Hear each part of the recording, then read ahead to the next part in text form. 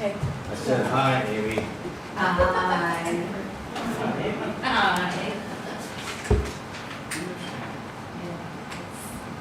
All right, if you have not already, please sign in. Council, in front of you have a copy of the minutes from last month, July 8th. It's a few minutes to look them over.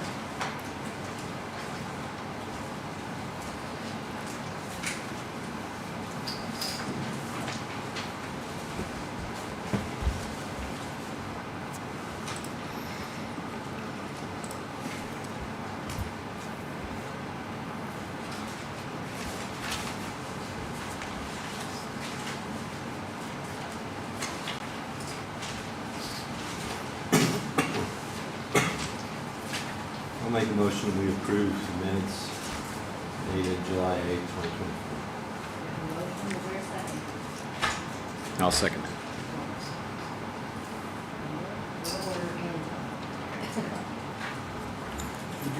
Anton.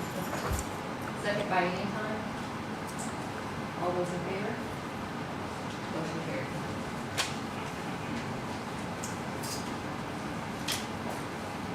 All right, the financial report. I have a copy that was printed out, however, we had a $1.6 million claim cycle last Wednesday. There are some changes to it, so I printed out one that is exactly up to date. It's actually in your budget binders, so you're all working with the same set of numbers as you're going through your starting to look at the 2025 budget request. Other than that, This isn't current. No, that was in July, but in your budget manual, there's one in the front that is as of today. Thank you.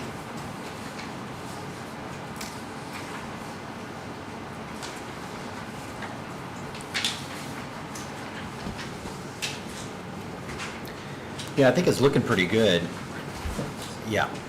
The one thing, since we're coming down to the end of the year and we were talking about the jail project, we had earmarked a certain amount out of the general fund in the sheriff's division of that. And we want to make sure that, because it's likely that that will not all be spent by the end of the year, but we do want to make sure that that amount of money, whatever's left, gets either transferred or moved to the facility fund so that we're not short, because that's money we can use towards a down payment or whatever next year.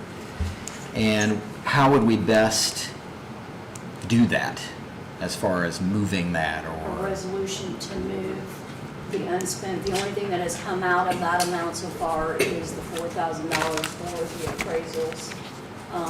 So just a resolution to remove the cash from that to the actual jail facility fund, so it's there and you're not dipping into the cash balance as you go along. so can we get a draft, what do you think, Madam President, on drafting a resolution for that so we can act on that sometime in December or? I would agree with that. Do we need to make a motion to have that, for me to reach out to Tony?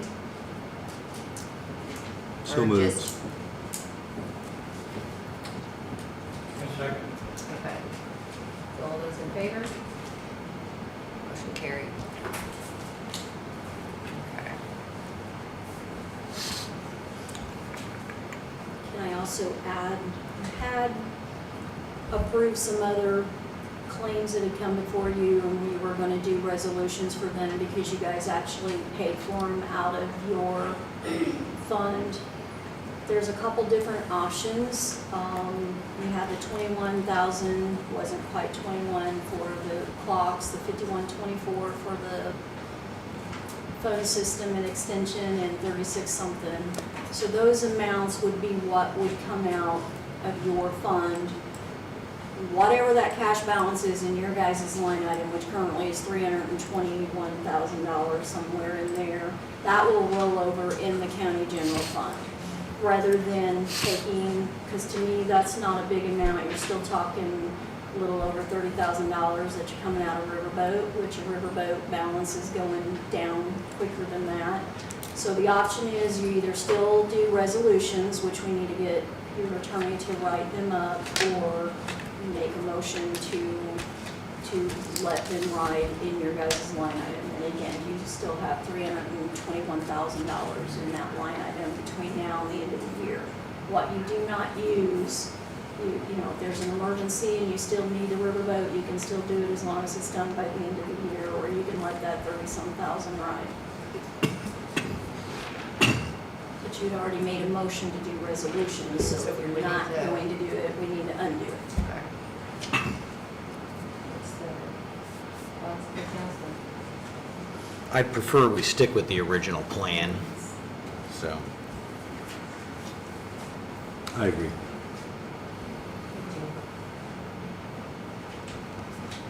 So you need to add those 3 resolutions for Tony to do Okay. along with the jail.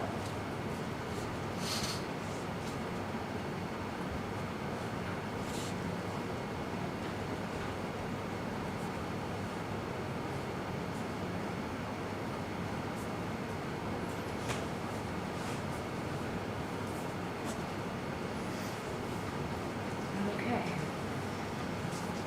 Do you have anything else? All right, let's move on to old business, the jail project update. Wanna, I know that the property swap thing and went to the redevelopment committee. The good thing about the redevelopment committee being part of that is you have 2 elected officials and the rest are civilians on that board to see if that's what's best for Owen County. I spoke today to Ella Bottas. We have a meeting on the 17th of September regarding the plans. I met about a month ago with Ella Bottas regarding some of the changes on the inside of this facility so that it fits us. There are a lot of offices within this facility that are useless to us. We don't have those types of offices like an advocate for family victim advocate, stuff like that. So we changed the inside walls of this to fit our needs, making a bigger training area to fit our needs for training since we don't have one, and then using another multi-purpose room for the detective's office. So we met with the architect. He wrote down the changes, and he's supposed to get back with me on the 17th regarding those changes and what that looks like on paper. Really, that's all I have. That's all I have. I concur with it being in the RDC's hands now because, like Ryan said, it takes it in, you know, we've got so many different people on there that bring a lot to the table, and it gives a fresh set of eyes. And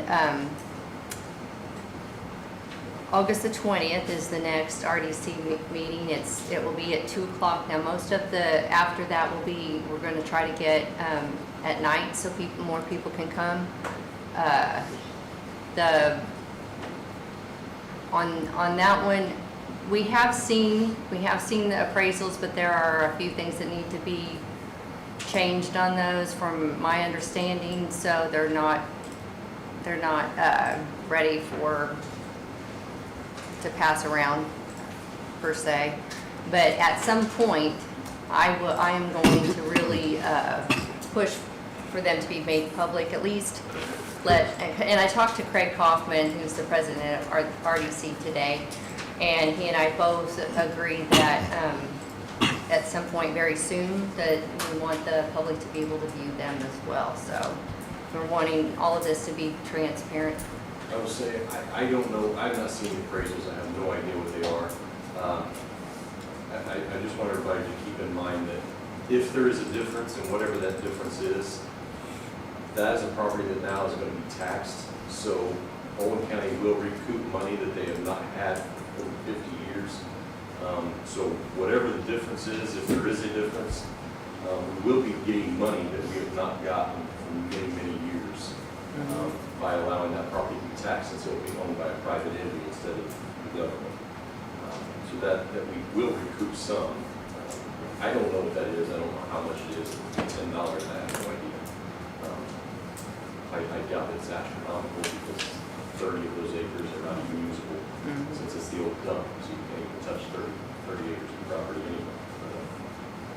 No, I'm glad that it went to the redevelopment committee, I think that's the right move. I think also, we had talked about at some point, having like a public meeting where, you know, when that's made public, and also show, you know, there's a lot more that goes into this versus the difference in the land properties. You know, you've got to factor in, like at the current facility, you would have to house the prisoners, you know, somewhere else, and you said what, 1.8 to 2.4 million? 1.8 to $2.4 million is what that would cost for us to house those inmates elsewhere while we build a new facility. If we would use the current ground that we're on, it's going to cost a lot of money. If we were to run sewer out to the acreage that we do on Franklin Road, I think Gary said that he got a quote for $9+ million to do that. Both of those are astronomical numbers we can't afford. If we can swap ground, to me, that's what makes sense. We're not having to spend money. We were looking at another piece of land that was going to cost, I've heard around $400,000. This isn't going to cost us anything, and we're going to start getting tax money. So I think it was a wise choice, but that's for the redevelopment committee to weigh in and see how they think it is and what's best for our county.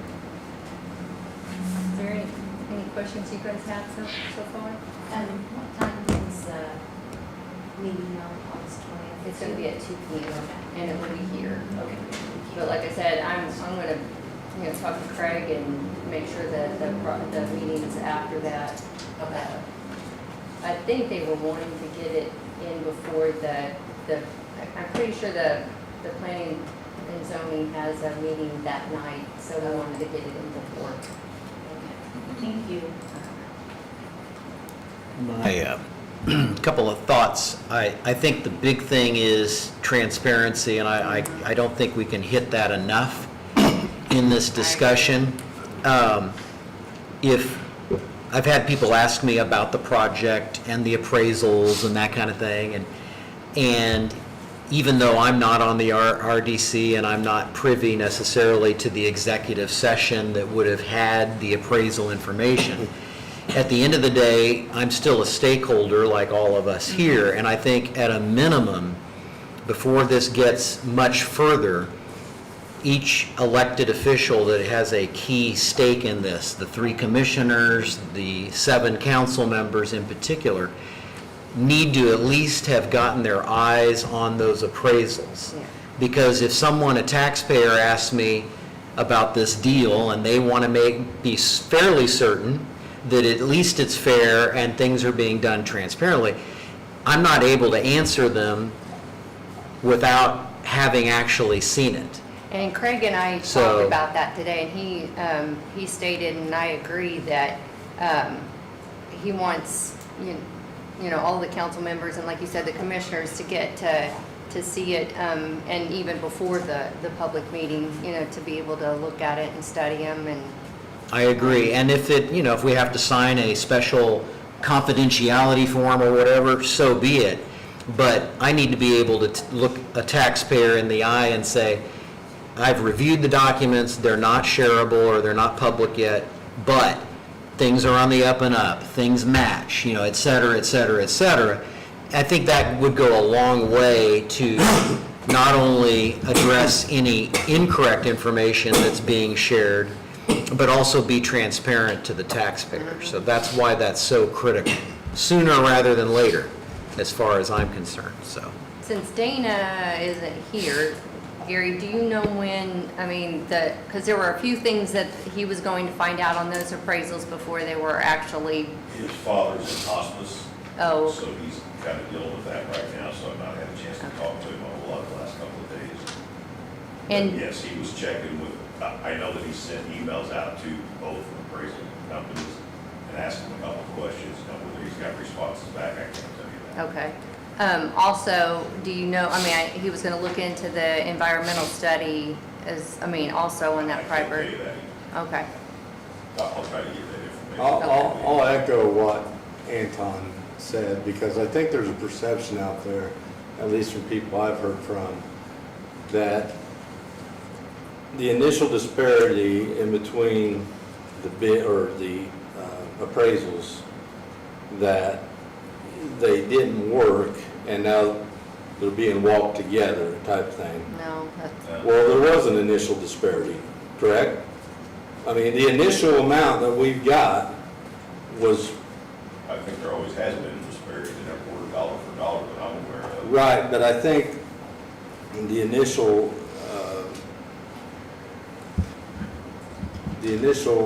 guidance we got was that this thing will work if there's this much of a disparity in between the two. And so it didn't meet initially, it wasn't, so now it's like we're trying to garner up, well, this is not valued correctly, or this isn't valued correctly, to try to even that out. I'm gonna, address a little bit, like on the appraisals right now,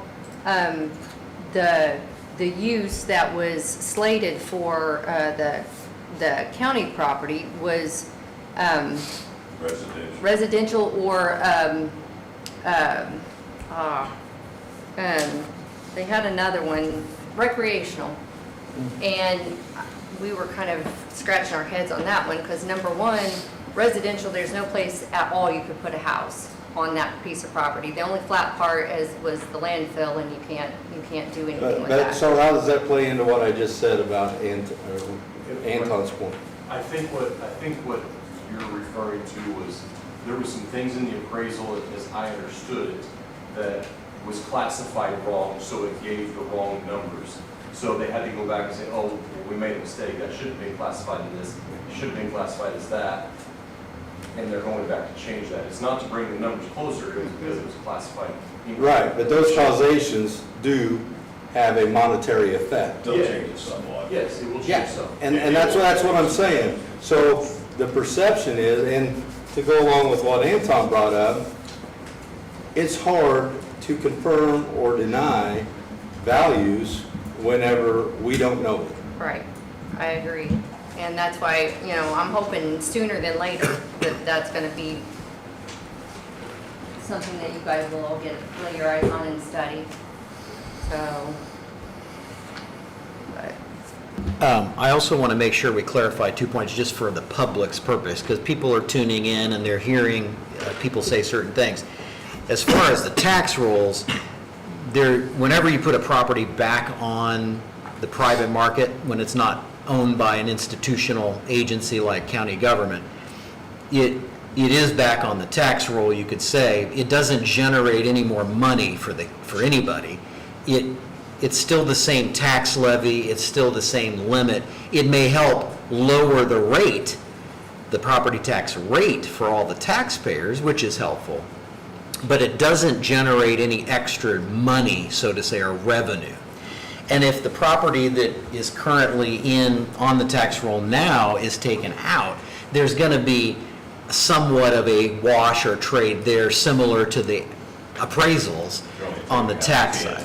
Yeah, so whatever value is on that 10 versus the value in a similar relation is going to be somewhat of a trade anyway on the tax side.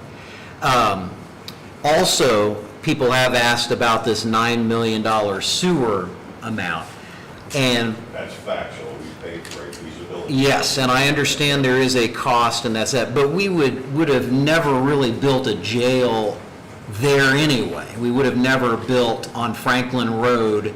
But we have decent property north of that, Okay, and it was brought up 4 or 5 years ago, of possibly using that. right. that feasibility study was done, I think, on the RDC's direction. Okay. Before, and this was way, like, 2 or 3 years ago.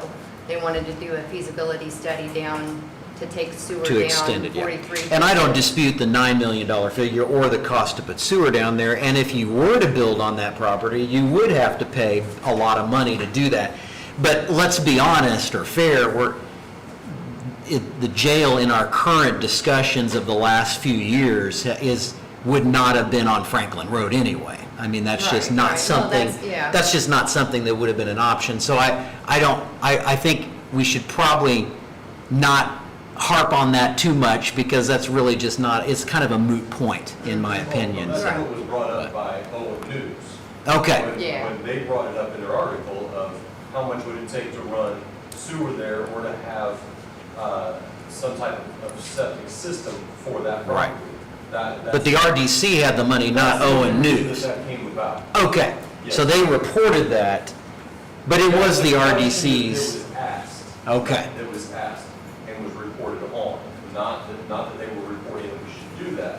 That was a Okay. question that was asked, and they were seeking answers for. and that. people kind of just ran with that figure Yes, when they yes, read it. Okay, absolutely. well, then, that just needs to move on from that anyway, because it's Right. moot, it's Right. moot point, so, okay, good.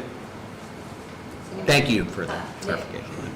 Could somebody put a checklist together of the positives and the negatives so that the public could actually see? That's kind of why we were talking about doing in like a public meeting, kind The of. redevelopment information. committee's doing that. Yeah, So they'll have something out Absolutely. where the public can see that. Okay. yeah, we talked about either, the RDC, I say we, but the RDC and Craig Kaufman's the president, but he had talked about putting something together like a PowerPoint or something like that, to have, something informational at a public meeting to point. I think if we can do that, the public can see for themselves that this is probably maybe a good deal, and it's not gonna cost the taxpayer, or they're not getting cheated in any way, or, maybe answer some questions that they might have when these things are put out there, comparing all the costs of what it would be, buying another piece and put it out there, just, I think it'd be wise. That ball's already rolling in. Good idea. All right, does anybody have anything else? If we don't, let's move on to the public hearing for additional appropriations request. I open the public hearing, and Sheila, you said that the state waived. The state is waiving the interpreter's amounts because those are taken into consideration in the beginning of the year in the budgeting process. It's already in their cash balances, and it's one of those that doesn't require council action. Okay. So hopefully, because they usually are coming $120 here and there, and this one was $364 something. So that was the reply I got back from the State Board of Accounts. And that's the only one we had to vote on, correct? Okay, so since I will close the public hearing for the additional appropriations request, and I will open the public hearing for the abatement confirmation and waivers. Okay. Want to explain that a little bit for me? So in the abatement process, you guys approved at your May meeting for the winery and Mater Mill. There was a second step that was required. Unfortunately, that didn't happen. So per DLGF and Dana, there has to be a resolution done, which I give, Holly's got all the paperwork in front of her. Basically, you guys are reaffirming the abatements were awarded at the May meeting and that you're going to do the resolution 2024-010, I believe it was, that they were in non-compliance, but it still is accepted by DLGF. It just has to be in the minutes, so. And we need a motion on that. I made a motion, we sign that document. If you've read it, you're ready, Motion on the floor, is there a second? I'll second. Second by Amy. Any questions?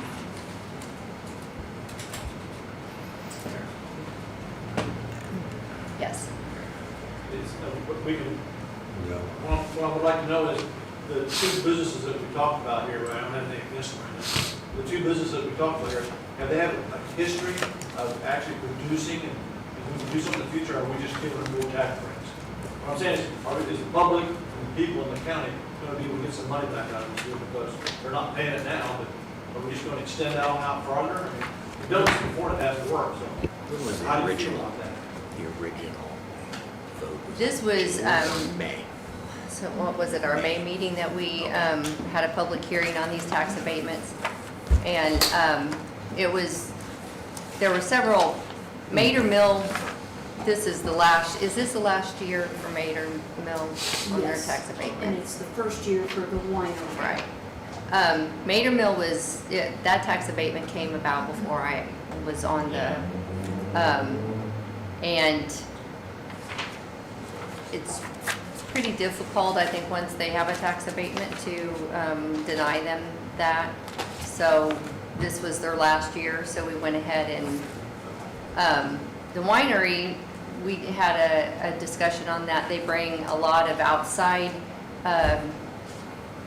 tourism in. They, people from out of county come in and spend their money here in Owen County. They're a tourist attraction, and we felt like it was in the best interest of the county. It's not a big tax abatement, it's just on a piece of equipment, their bottler that they purchased. So it's So not the like. county feels like the county council feels like it's a good deal. Mhm. Okay. Any other questions? So on Mater Mill, just to make sure, so from our May meeting, the action taken was to reduce the abatement by 50%. That was what the majority had voted on. So we're going to reaffirm that particular action in this resolution. Right. And with that will also be the winery. They're both in that, they're both identified in this resolution. Yes, they will, they'll be in that. Both Yes. of those actions, because we also voted to proceed with that at that point.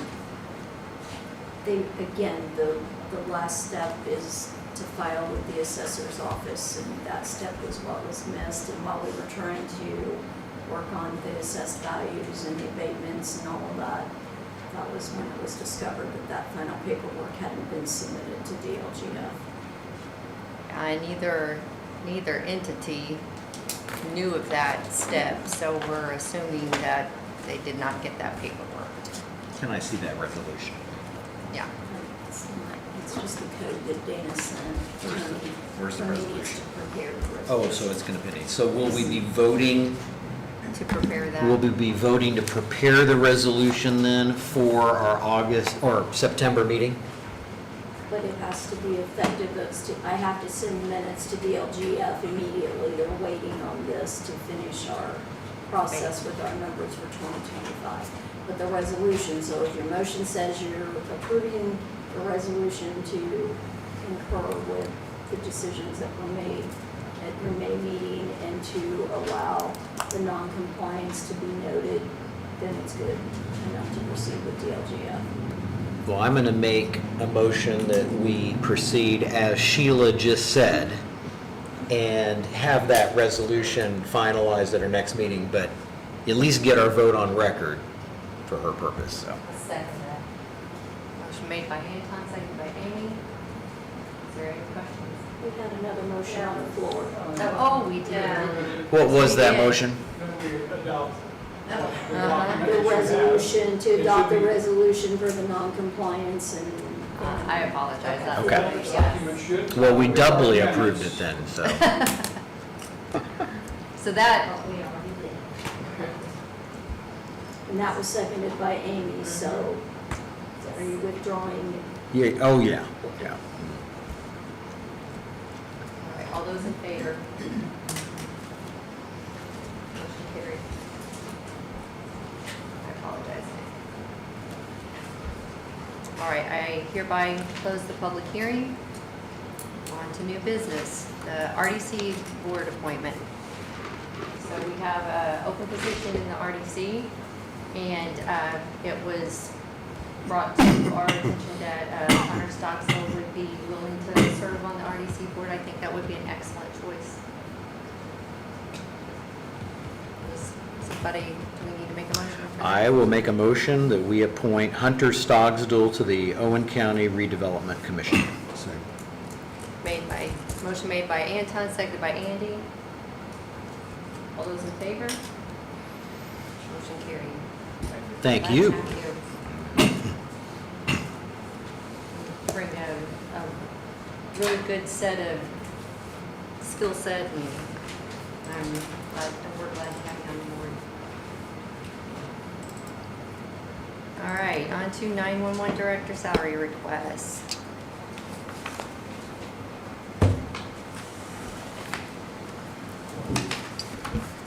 Good evening. So, let me catch you up on what's been going on in the dispatch center. A couple of weeks ago, I lost 4 dispatchers, all in the same week, to other jobs, other higher paying jobs. In the past 2 weeks, I've managed to hire for 3 of those positions. So that's good, but what I propose, so that we plug this hole of attrition and keep our dispatchers, is that we give them a $2 an hour raise. I'm able to do that from my regular wages line item through the end of the year. And then, excuse me, I'll be able to fund it next year going forward from the money I receive from the state. So this raise would not cost the county any money. This takes them from 1764 to 1964. And so I've got all the numbers on what the total cost would be for the rest of this year and then going into next year. I've run numbers with Sheila. I've got the money in both of my accounts for this. And we have just got to do something to retain our dispatchers. What we're doing right now is we're hiring them on.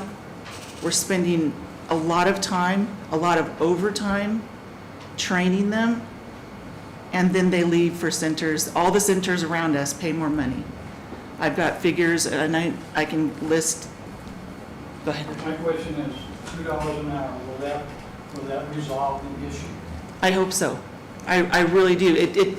Well, you have here that most, that's still under, you have it in your writing here that that's still under the rates of other adjacent counties. It is. I tried to come up with a solution so that the county wouldn't have to. So now we're investing Fund. more money in each individual, and we'd still be losing them if they wanted to pay a raise, So potentially, potentially. but it helps because I do have dispatchers that live in this county that want to work for this county But you're only down, factually, you're only down 1 person. right now. I'm losing another one in a couple weeks to And let's Morgan talk about County. the people that's left. How long were they employed? We don't want to mention names, but Sure. if you can, how long were they employed by Owen County? One was, she just reached her year mark. So I've got dispatchers, my longest dispatcher's been there 2.5 years. Okay. That It's a fairly is- low average longevity. Unheard of Yeah, in a dispatch center. So go through the 4 real quick, just so. So the 4, one was here a year, like I said. The other one was here maybe 3 months. Another one was here almost a year. And then the 4th one I had just hired. She came to me with experience from Vigo County, and then she left for a higher paying job. So, She came from Vigo? Dispatch, Hancock and Vigo, she had experience. Okay, I'm just Wonder kind why of she confused, would've because, left. why did she leave them? Because we know those were higher paying. than- She lives in Vigo County. She would have gone, she came from Hancock. She moved back down. She would have stayed with Hancock. She loved Hancock. She didn't like the atmosphere. Some dispatch centers are very toxic. She didn't like the atmosphere at that particular center. So you're saying a big part of this is pay, It is. and another part, just a bad working? No, we have a good group. We have a very good group. They're very happy. came in and, you know, it was a situation where I was handed a situation that I needed to take care of a few things, and I've gotten rid of some people, and I've hired some good people, and I want to keep them.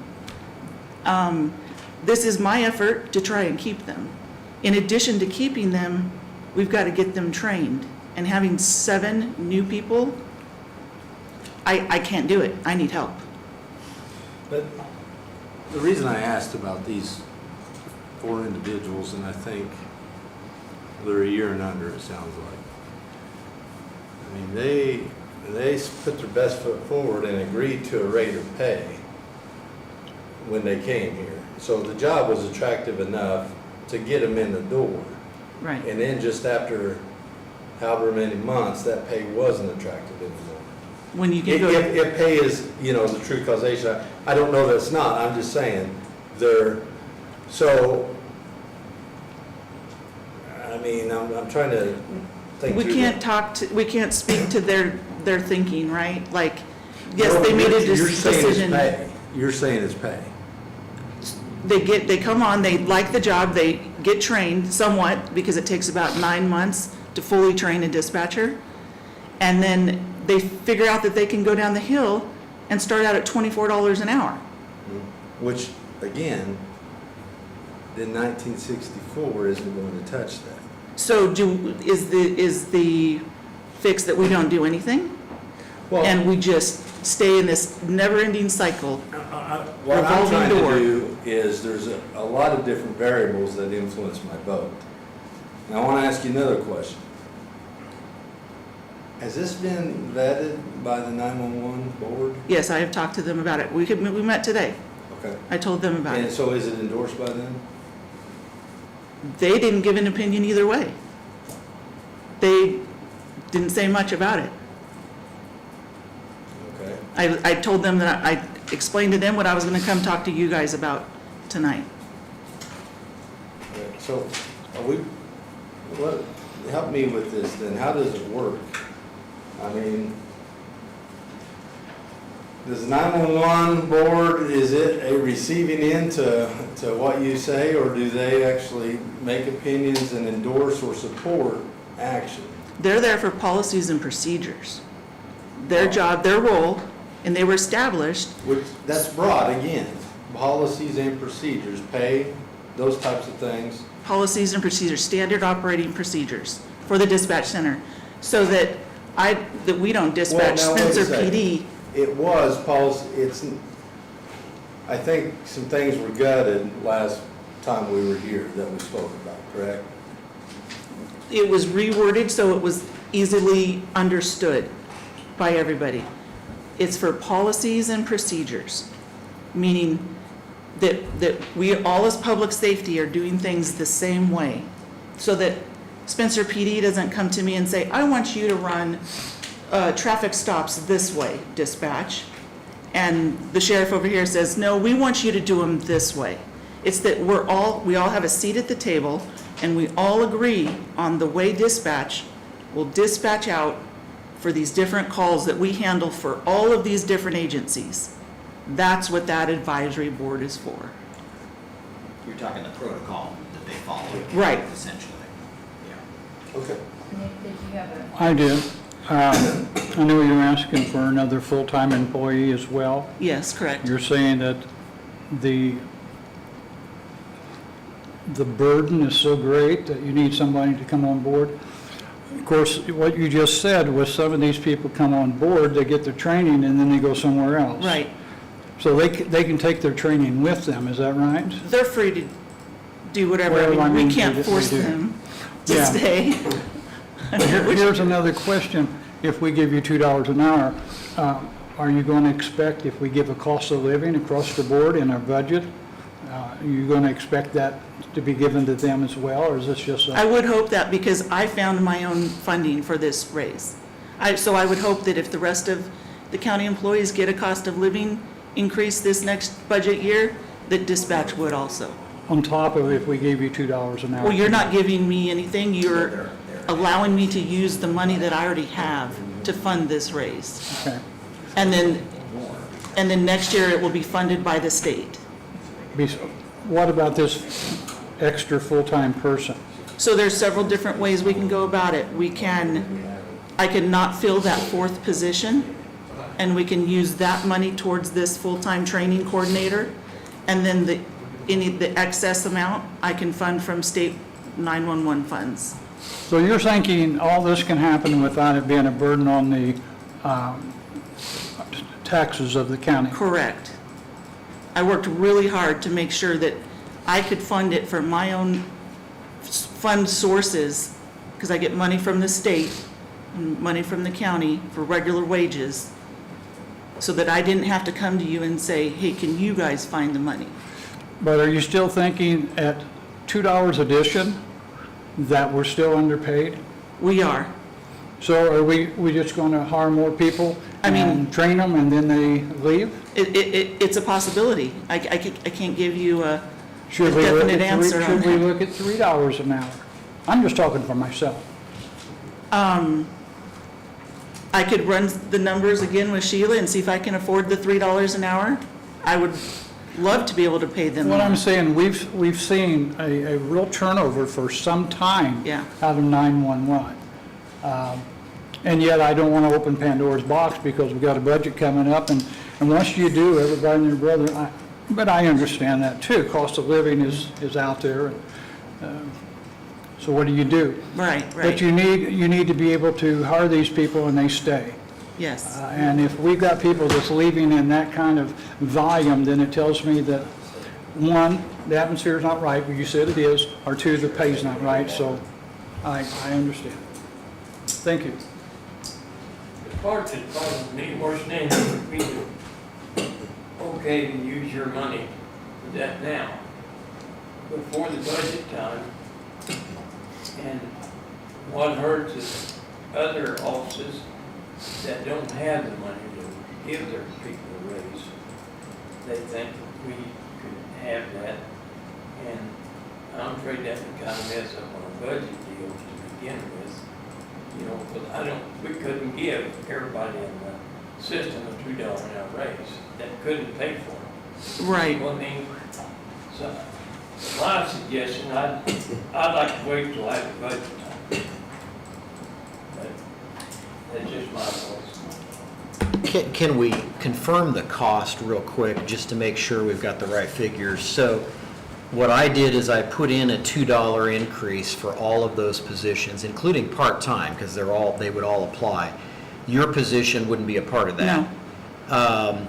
If I do the math on that, plus the perf were applicable Right. and all that, and then we also have a holiday pay benefit that's a Right. portion of that, I'm coming up with pretty much $45,000. Yep, Is that's that, what I came okay, we're in pretty good shape. Okay. So $45,000 is the cost per year for what she's requesting on the wage change, if you were to do that. And that would be all inclusive of those ancillary costs, and pretty accurate. I would feel pretty confident with those numbers. The position that you're looking to create, the new position, what would be the rate of pay, the base rate of pay for that you're proposing? I'm asking for a base rate of $24 an hour. 24, okay. And so, And that's a 40-hour-a-week Correct, yeah. type position, okay. What was your cost estimate on that? So I propose that we not fill the one dispatcher position, but yet you give me a part-time position, an Okay, additional part-time position, and then we fund that training coordinator position from the full-time position that's available, and that I pick up the additional cost past the $17.64. got it. So there'll be an offset, but just real quick, before we get to the offset, the cost would be 24 per hour times 2,080 hours, so that's 49,920 for the wage part. And then it would be a full-time position, so Correct. we'd have the perf and that kind of stuff. The only thing I would ask is that it be non-exempt. Okay? Salaried. No, that it be You want it non-exempt. non-exempt, so you want it hourly. Yes, Okay. because this person will also fill in as a dispatcher. Yeah, that's kind of what I'm operating under there. And then, just to make sure our numbers match up.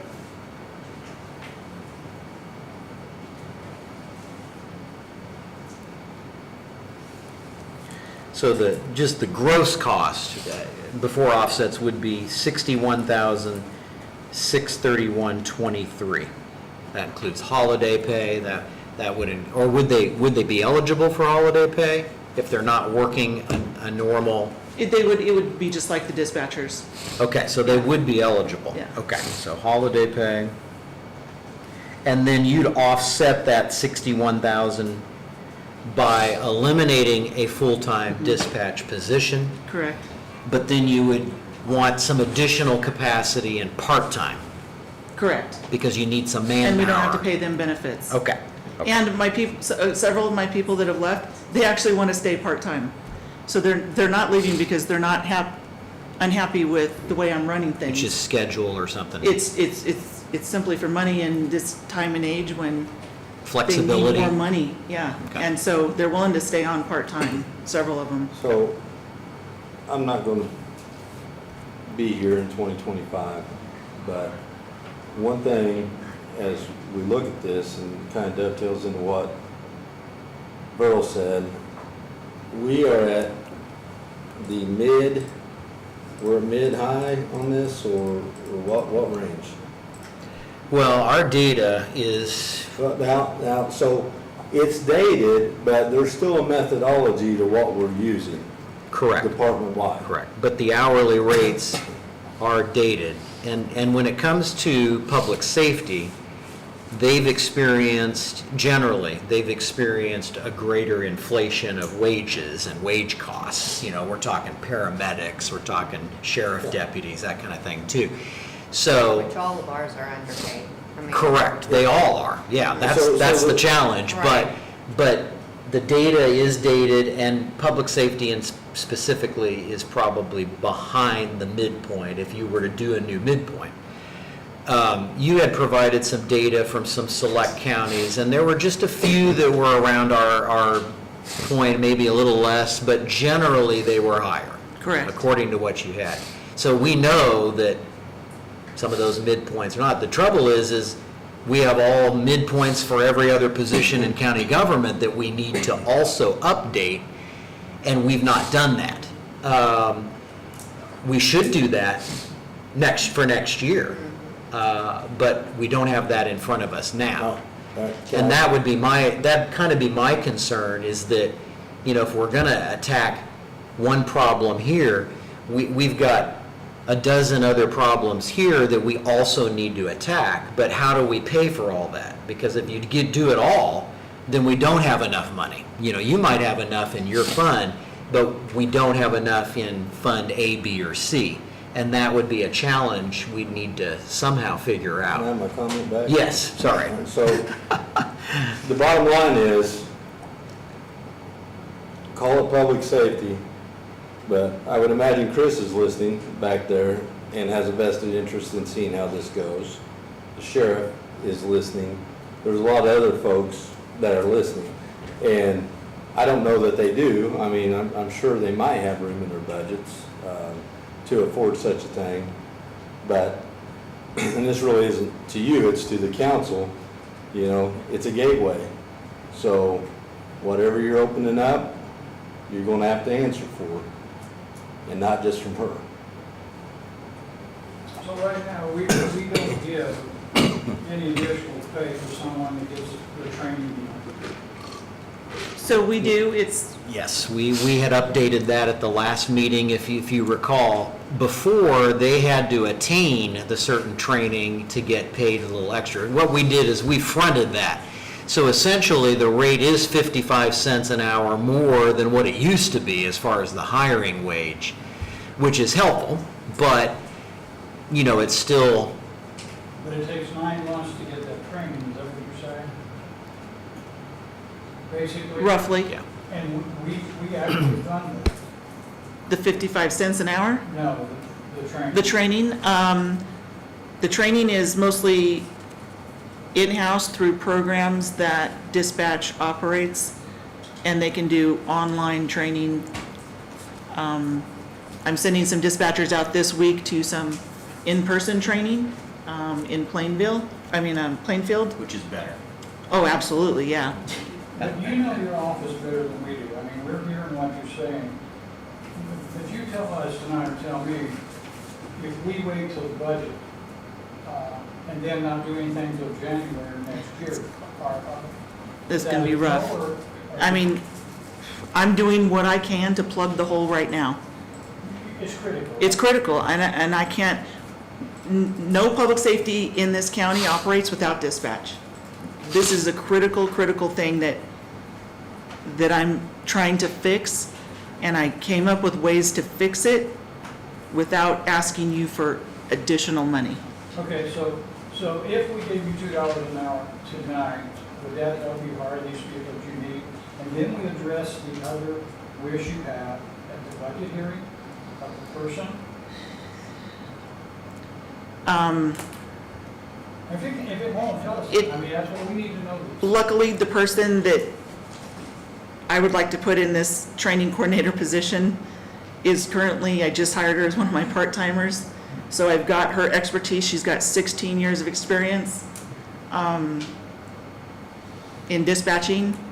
So I'm going to be able to utilize her expertise and training skills, but also she's going to be working really hard, and I need to be able to pay her for that. Yeah. Well, I understand that, right? So I'm gonna make a motion tonight then that we, you might not like it, I'm gonna make a motion that we grant you the $2 an hour for your employees. And then you wanted to take one of your positions as full-time and hire a person that will be, Training coordinator. Coordinator. And I'm making my motion that we grant that, allow that. Will we need a new job description for that individual? We actually have a draft You got a that was in the draft? packet. Okay. And then what was the last thing you was wanting, part-time? Yeah, just an additional part-time position that you don't pay benefits for, that I can keep one of my trained people to kind of fill in and not have to pay a dispatcher So overtime. what are we paying, part-time, 14 something? No, they get paid the same, but they just, they don't get overtime and things like that. Okay, and so you're talking 20 hours? I mean, it's they fill in when there's an open spot. So instead of Okay. filling that with an overtime person, I can slide a part-time person in there and save money, because my overtime I budget, think we need a max on that, though. Tell us what the max- Normally with part-time, there's an hourly amount, an annual hourly total. Now currently, she has a part-time pool of 292 hours. Okay, Okay, so if you were proposing to increase the amount of part-time, you'd have to up that number. And that's what you would do. So then that's what I'm whatever asking. number or amount, based on so many hours per week, maybe on average, then you do the math, that would be the number you'd want to raise it to. is that part-time, 200, what'd you say, 292? Well, that's current.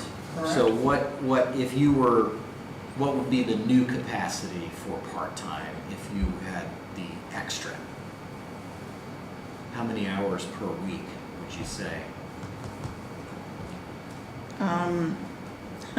Because right now, when all my people are trained and it's can only work. like 5 or 6 hours a week on average. That doesn't mean you work some weeks you might have none, some you might have 10 or 20 hours, but the average right now is about 5.6 hours per week. That's how that 292 comes out. And I think it's because of the dollar amount of the budget is $5,000, so we just did the math. But new number, if he's proposing an increase, what would the new hours? So it's hard to figure hours that way, because we work 12-hour shifts. Yeah. So one, Well, we just 800 hours? How many hours you need? I mean, yeah, let's We're gonna make a motion here, we'll put this in the motion. call it 800. Okay, 800 hours. Then, and you say you can pay for this out of your own funding? Yes. Okay, That's my motion. Okay, restate your motion. Motion is at $2 an hour, we grant her a full-time employee for a full-time employee that she has, and that pay will go to what? For the that- full-time employee, for the training coordinator, Yes, and then I will supplement out of my state 911 funds for the rest of her salary. okay, and then she also covers the 800 hours part-time. For an additional part-time position. I just know, here's my thought, I could be totally wrong. We've got a motion on the floor, let's see if Yeah. we've got a second, and then we'll discuss. Okay, okay. So, motion was made by Nick, is there a second?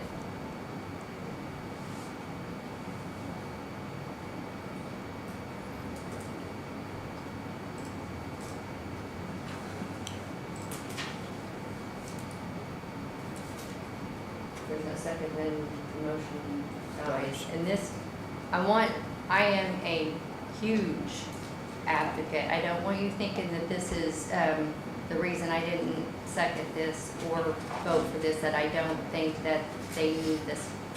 But I want to look at it at budget hearings. And even if you were to hire someone and we looked at it at budget hearings, we proposed and approved this for January 1st, then they would at least be able to look at that and say, okay, it's going to improve. But I want to look, because not only is our dispatch underpaid, I mean, I feel like our EMTs, our paramedics are, it's all across the board. All of them are having problems keeping people and not losing them to higher paying. I just want, that would make me feel a little bit more comfortable, is to be able to really dive into the numbers and study it. And I'm sorry, can I interject something really quick? Mm-hmm. When this next person leaves, because he's already in talks with Morgan County, so he's gone in the next couple of weeks, that leaves me with brand new people. I had 2 people start today. Okay, I have to have 2 people on a shift, 2 dispatchers that can answer the 911 phones and put the information in the computer. That doesn't count the brand new people until they're several months in.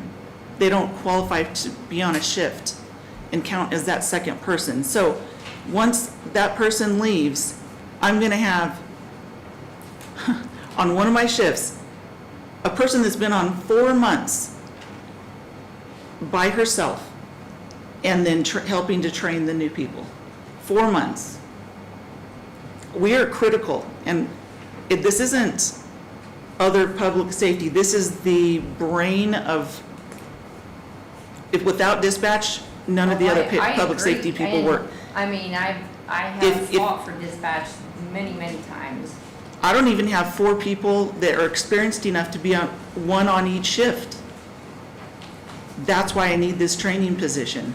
I have got to have her. I do have a question, because I was told that when you hired on, that was one of your, the things that you brought to the table, that you were the ability to train dispatchers. Absolutely. I can't be there 24/7. We're a Oh, I 24/7 understand. operation. I Therein lies the problem. I'm one person. I need some help, because having this, generally you'll go to any dispatch center and there's people that have been there 20 years and they're active shift leads and trainers, and I've got 7 new people, 7 out of 10. I understand, and I agree that we're at a critical. Can I be the devil's advocate for a minute tonight? It sounds like her burden is getting very heavy, and if we don't give her help in some way tonight, I hear her cry, I do. I make a motion that we'll grant the $2 an hour raise. That could be of some help to get her immediate staff hard on.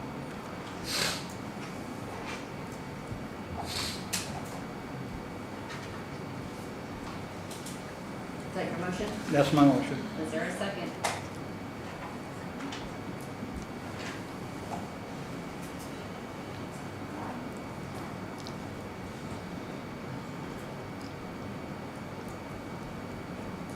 Mr. Director, I've tried. Thank you. You're welcome. We are so close to budget hearings. And this is the exact type of thing that we take into account during that process. Right, but it doesn't go into effect until January. That's the problem. Well, that's not necessarily true, because there are times in the past where we have identified emergent needs during workshops, and we've implemented those early or ahead of time. So I think we need to take a deep breath. We shouldn't operate under short-term emergency, needed it yesterday type things if we can try to avoid that. Now, there's some times where you can't, sometimes more critical than others, but you have hired some new people in, so, that element is not quite, you went from 4 to 2 or 4 to 1, you'll probably be back to 2 like you mentioned. That's better than we were just a few weeks ago. But, if we're gonna do anything, I think the training coordinator is probably the better first priority over the $2 an hour raise, in my opinion, because then you can put someone to work and you can start that part and alleviate some pressure. But we need a wage analysis if we're creating a new position, which we have no wage analysis done. We would need to start that process if that's the case. Because it is one thing to set $24 an hour, but by golly, we have a lot of other positions that don't get paid $24 an hour that will already do similar work or have other similar workloads. So, in that classification. So what are we going to do for those individuals? I mean, we have to see a bigger picture or a broader picture in making the decisions and be able to justify that. But it's in no way anything against 911 or anything. But We have to make I think hard we decisions have with a to lot of different get we need some more time, we need to get more information, we need to have a broader discussion, and then I think we can make a better decision at that point. And that's not really that far away in the grand scheme of things, and it can be advanced into this budget year if it's really an emergent need. There's nothing that prevents us from doing that. So definitely want to keep it open for consideration, but I just don't feel comfortable with doing that tonight, so.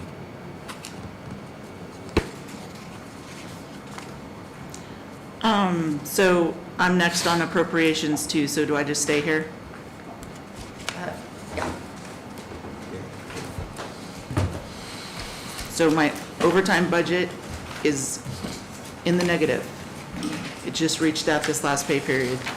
I need more appropriations for the overtime, and then you should have gotten some information on some computer equipment that fourth phase is telling me that I need for the center. Can I have a question on that, because I saw that, and Gary, I thought that all of the updating of the computer equipment was in fourth phase budget. That's laptops, desktops, those type of things, anything outside, that's not figured into that software and hardware. I have not seen that paperwork. I need to. I'm not sure what equipment's needed. It says a hard, let's see, The first I've heard It's of it, yes. the server and, So that probably answers my question. The fourth phase quote that was in our packet, it was like 9,000. 8,000. 8,000 something. That's your department. Yeah. Okay. It didn't really, I guess it didn't say that I on the just quote. felt like that's not something that you should have to pay for. I could figure that would be something that would come out of the IT. The only way we're gonna do that is raise IT budgets, because in the last 4 or 5 years, we just kept it at basic printers, those type of things. $8,030 was the quote for that server, right? So I had some lit money, some PSAP lit money come back to me, and I would like to be able to utilize some of that money for this equipment that's needed because I need it now. They're telling me that the computers at each console, I've got the 4 consoles, they are now 5 years old, and they're not compatible with Windows 11. So I'm gonna have to upgrade those. obviously, I'm gonna, you can't wait till something breaks in dispatch. You gotta be proactive about replacement. So the 20,000 includes the 8 figure on the server, and then And the then other my 12 is gonna be the other equipment? Workstations, yes, Okay. correct, Okay. yeah. That'll bring you up to date and all that Correct. stuff? Okay. Yeah. All right, so I am going to make a motion that we proceed in advertising the appropriations as presented. That includes 20,000 from Fund 1222 for the overtime, and then that includes the other 20,000 from Fund 1235 for technology and equipment purchase.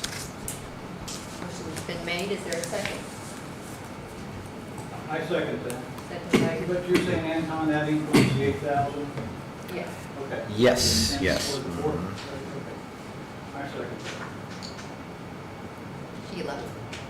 So if you're not giving raises, she has the 20,000 in her other line items that is unspent, which is what she was proposing. You guys did the 2024 budgets, which included the total salaries for 10 employees.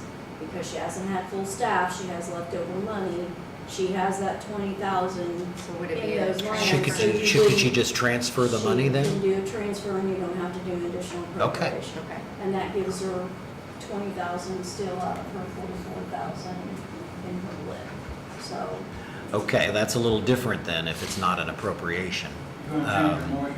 Anton? Yeah, let's think about this here. So on the overtime, that's in 1222. They're two different funds, so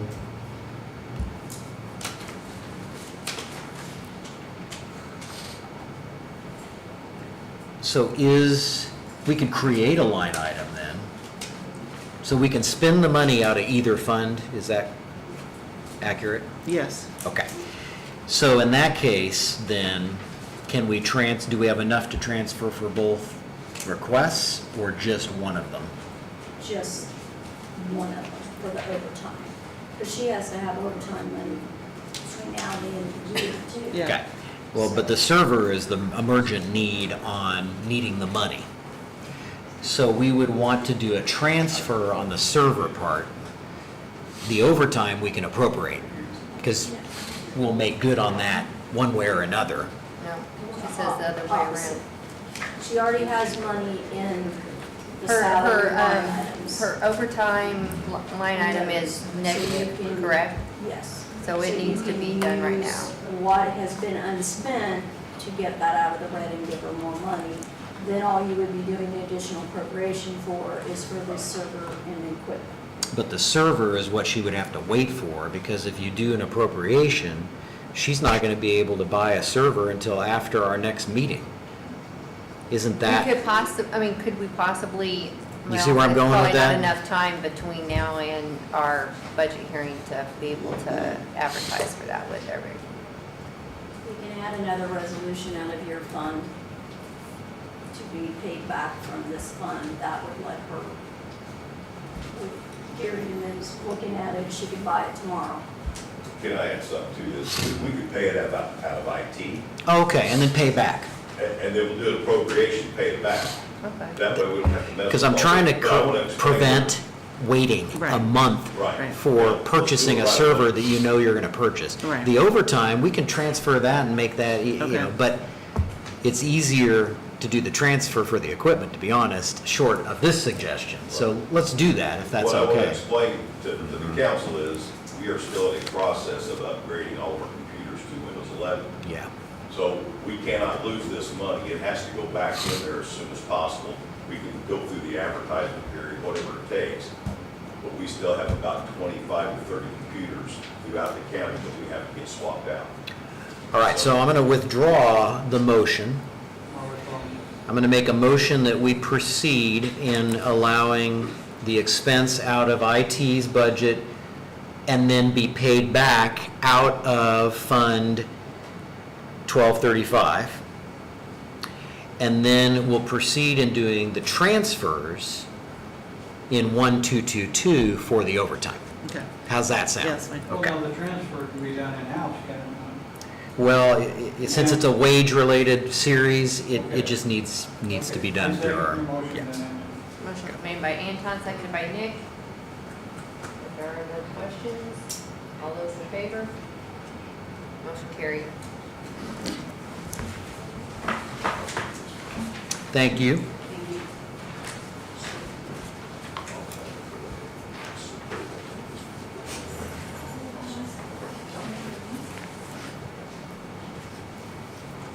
So we got that payback on 1235. Noted. Hi, Greg. Good evening, council. All right. How are you all this evening? You brought an awful lot of appropriations. I do, yes.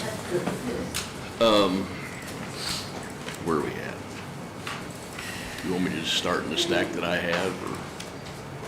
Yeah, I think they all. This is not, yeah, this is not make sense to unusual. me. but, I'm- We can discuss here in a minute, but I'll go ahead and make a motion that we appropriate each of these in mass. Motion made, is there a second? I'm sorry, I didn't quite hear that. I made a motion that we approve the appropriations for all these highway department in mass. All up? Yep. Okay. I second that. Motion made by Andy, seconded by Nick. And this, my question is that for advertisement purposes and, okay, And that's all Advertise. appropriations. Yeah. all right. No questions, all those in favor? Motion carried. Thank you, council. Sheila and I did discuss, there may be some of these that we don't use when we come back at the next meeting, but we thought it best to advertise now. Thank you. And then there are transfers too Oh, that you had yes, that's requested. correct. So I'm going to make a motion that we allow the transfers as presented. I'll say. Motion made by Anton, seconded by Andy. Any questions? All those in favor? Motion carried. Thank you, council. Okay. I'm going to go ahead and make a motion. We authorize the council president to sign off on the salary compensation summaries. Second. And there should be 2 new ones in there that, Yeah, we got it. okay. A motion made by Anton, seconded by Andy. No questions, all those in favor? Motion carried. Back up. Huh? I had emailed you earlier, Diane had submitted, Yes. you have this in your packet, which is additional appropriation and transfers. She has money to do both.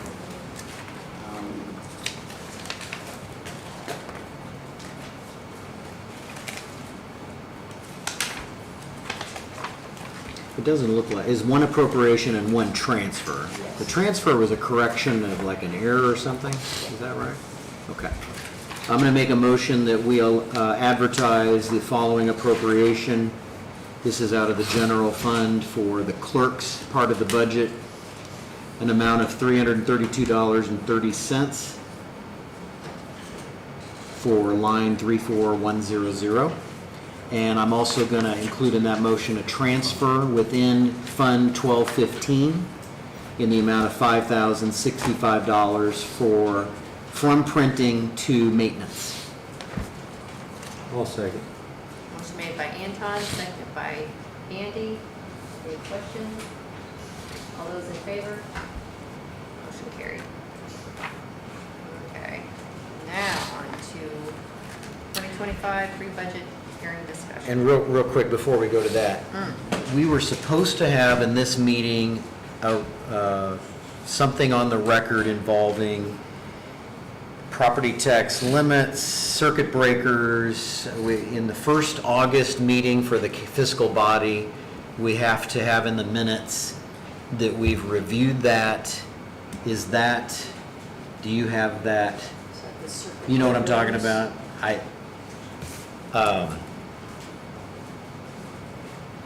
See if I can find some Is it wording on that.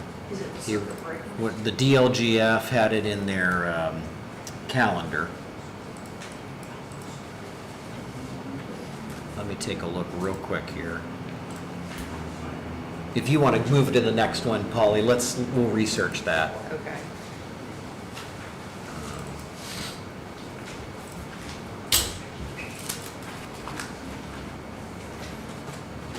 Okay, everyone has their budget manuals in front of them.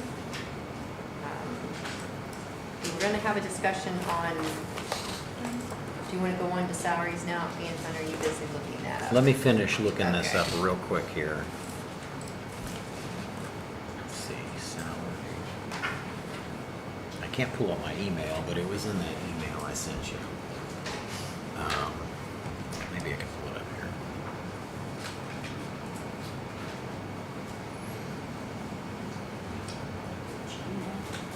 Let's see here.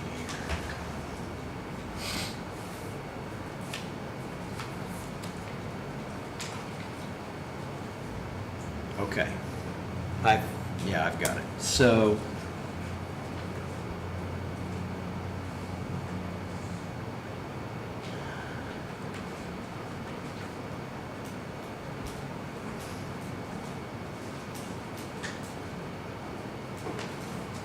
property tax.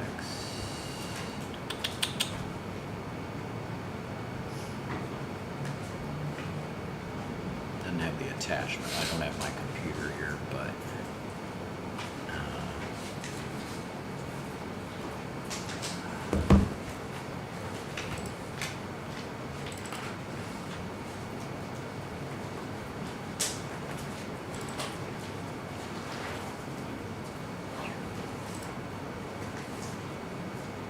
Do you have the minutes from last year in the August meeting that you can We can't pull get, that. get to? Okay. Well, let's see here. I have gone in and printed out everything that is on the DLGF website for 2025, and I don't have anything that here. Let's see, take a look at one other thing here.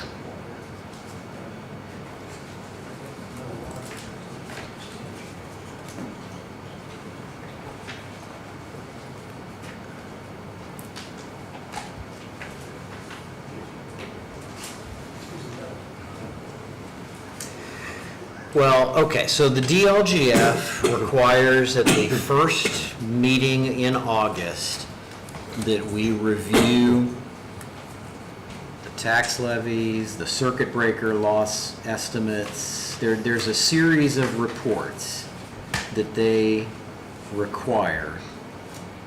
And usually it's just a, yep, we did that type of thing, but they have to have that in the minutes. So I don't want to not do that since we're supposed to do that, but I don't have internet access to review it, so. So it's on DLGF. Yeah, if you can, it'd be on their calendar. Let me see if I can pull that up here. I have the tax cap, the circuit breakers, the maximum levy growth. Maybe that'll do if we can package that into a motion. Again, those are the only things that are currently on the DLGF side. I do have a training session at 1:35 on Thursday. If anybody wants to look into it, you're welcome to. They just go through, again, these same numbers that he's referencing, and I'll send everybody the link if you want to call in, you're welcome to. All right, I think I found it, Hunter. The county fiscal body shall review at its first meeting in August the estimated property tax levy limits and the estimated reductions due to circuit breakers for each taxing unit. The fiscal body will prepare and distribute a written recommendation for the taxing units, or the county auditor will distribute the minutes of the meeting to all taxing units after they're approved by the fiscal body. So,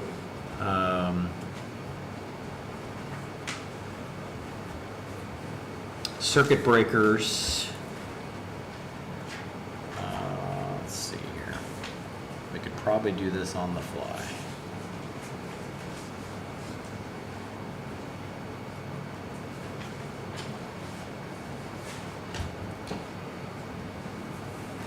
So, let's see, circuit breaker report. Let's see.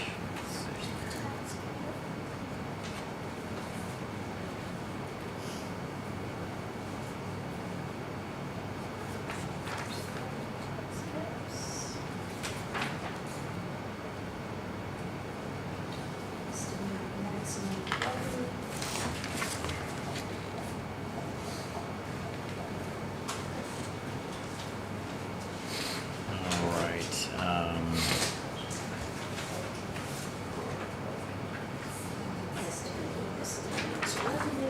Does that need to be printed out, Anton? Not necessarily. I think we just need to incorporate it into the minutes. I'm pulling it up right now.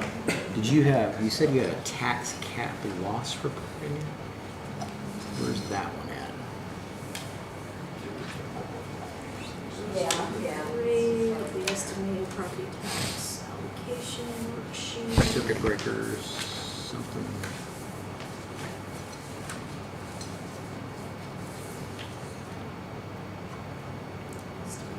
Maximum levy. Miscellaneous revenues. Again, these are, Anything with circuit breakers on it?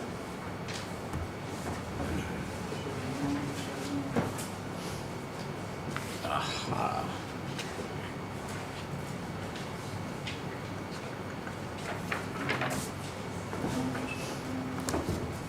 This is for 24, but That's all I can find is printed them out in 4/11 of 24. right, Is what. right. Let's see here. These are all the items that we will be going over on Thursday when we do our GLGF training as well. Again, these 7 things were printed out off of the GLGF website.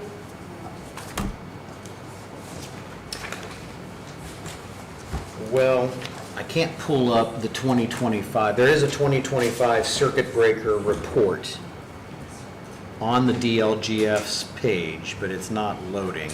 Let's see here. Let's see if I can.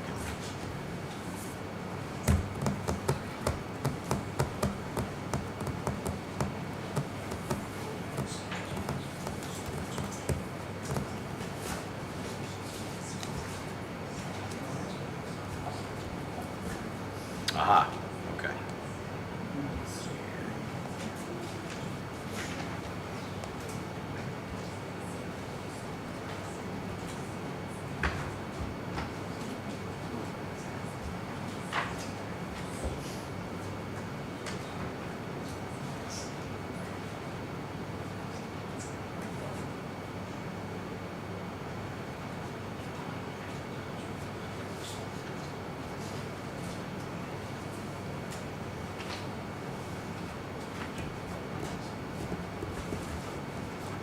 Basically, the numbers that he's looking for, here's your email where you did it, and our projected tax cap and circuit breakers compared to last year where we had to make cuts to the county general and EMS and those, based on what those circuit breaker numbers are that he's trying to print out, we are cutting that amount in half this year. It was 80-some thousand. Okay.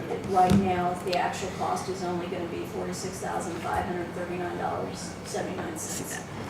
So again, the 3 or 4 that were cut last year, EMS or health, basically it's reduced, so that's good. That means there's gonna be more money, cash balance left in there. Yeah, I can't get the 25 up. So I don't know what you want to do on that without having actually reviewed them. But Now binding it. I mean, not particularly, that's just a DLGF, whatever they require in the minutes. We could say that we reviewed the 24, we don't anticipate them being much different. And then, make sure that we commit to looking at the 25 estimates in our upcoming workshop. you know, make that. Okay, so I'm going to make a motion that we, as the fiscal body, reviewed the 24 actual circuit breaker numbers lost numbers, and that we will review the 25 numbers at our workshops. We do not foresee any significant change in those numbers. And we'll enter that into the record, and she'll distribute it to the other taxing units. I'll second that. Motion made by Anton, seconded by Nick. Any questions? All those in favor? Motion carries. Sorry for the discombobulated nature, but, that's the best we can do in the circumstances, so.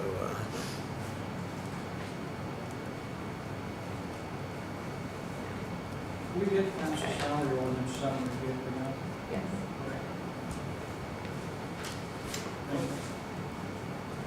All right, Sheila, you want to say anything about the schedule? And then we need to talk about salaries. Y'all have the binders. In each of the binders, you have the 3-day schedule. You have the 2025, which is a recap of all of the actual requests that are there. It's just a quick reference sheet. You have at the beginning what tabs each is. Pretty much most of them are in alphabetical order.